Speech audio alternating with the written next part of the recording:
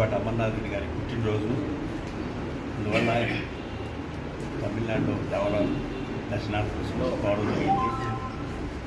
ఇక్కడ రాజంపేట మండల మున్సిపాలిటీలో అని అమర్నాథ్ రెడ్డి గారికి పుట్టినరోజు వేడుకలు చేసుకునేది కానీ ఆర్భాటాలు కానీ పెద్ద ఇష్టం లేదు. వైఎస్ఆర్ కాంగ్రెస్ పార్టీ నాయకులు కార్యకర్తలు అందరూ వాళ్ళ కోరిక మేరకు ఈరోజు రాజంపేట మన ఇక్కడ చేయడం జరుగుతుంది.